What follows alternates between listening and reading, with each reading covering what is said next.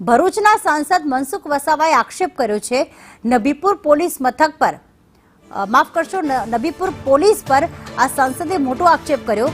કવિઠાના કીર્તન વસાવાએ આપઘાત કર્યો, ખોટી રીતે તેમને હેરાન કરીને મરવા મજબૂર કરવામાં આવ્યા। કીર્તન વસાવાએ પોલીસના ત્રાસથી આપઘાત કર્યો છે તેવું મનસુખ વસાવાએ આક્ષેપ કર્યો છે। નબીપુર પોલીસના ત્રાસથી આપઘાત કરી લીધો, કેટલાક લોકો પોલીસને બચાવવામાં લાગ્યા છે। સમગ્ર કેસમાં કાયદેસરની કાર્યવાહી થાય। सांसद और धारासभ्य सिविल होस्पिटल पहुंचा है। पीआई सामे रजूआत ध्याने न लेवाता आ बनाव बन्यो हतो। महीना पहला पीआई परवार सामे रजूआत करी हती। पीआई सहित 3 पोलीस कर्मीओं ने सस्पेन्ड करवानी मांग।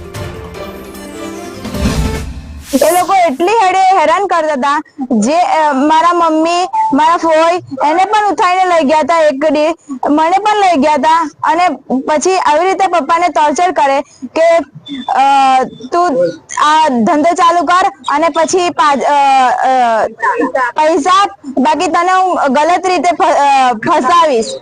નબીપુર પોલીસ સ્ટેશનના પીઆઈ મિસ્ટર પરમાર તથા તેમનો જમાદાર અને પોલીસ કોન્સ્ટેબલ સ્ટાફ એ કવિઠા ગામના કીર્તનભાઈ વસાવા ને પોલીસ સ્ટેશનમાં બોલાવ્યો હતો ને અનેક પ્રકારનો એના પર ત્રાસ ગુજાર્યો, ધમકીઓ આપી।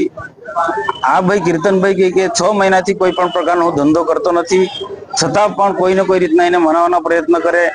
અને એટલું જ નહીં કે એની જે દીકરી છે જવાન દીકરી, એને 2-3 દિવસ પહેલા રાત્રે બોલાવી હતી 2 વાગે વગર પોલીસ કોન્સ્ટેબલ વગર ને એને પણ રાત્રે ટોર્ચરિંગ કર્યું, અનેક પ્રકારના એને ધમકી આપી। આ જે કીર્તન ઉર્ફે કિરણ વસાવા છે એને ભૂતકાળમાં નબીપુર પોલીસ સ્ટેશનના પોલીસ અધિકારી અને પોલીસ કર્મચારીઓ દ્વારા એને વિદેશી દારૂની વેચાણ અને હેરાફેરી કરવાની પ્રવૃત્તિમાં 2 વખત પકડેલો હતો અને એક વખતે જુગારના કેસમાં પણ પકડેલો હતો। આ દરમિયાન એની પ્રોહિબિશનના મુદ્દામાલ સાથે એની એક ગાડી પણ પોલીસ દ્વારા કબજે કરવામાં આવેલી હતી। રોજ ગઈકાલે રાત્રે કિંચન અમારો આદિવાસી સમાજનો આગેવાન હતો, એ કીર્તનને એટલો બધો મજબૂર કર્યો પીઆઈ પરમારે, પોલીસ સ્ટાફે, તેને વખત એને કહ્યું કે મેં દારૂ ગાળતો નથી, છતાં તું દારૂ ગાળ ને આપતો આપ। આ પ્રકારની વાત સતત પીઆઈ પરમાર કરી રહ્યા હતા। મને વિશ્વાસ છે કે સરકારમાં હું ને મનસુખભાઈ રજૂઆત કરીશું અને એને આજે જ એની ઉપર યોગ્ય કાર્યવાહી કરશે।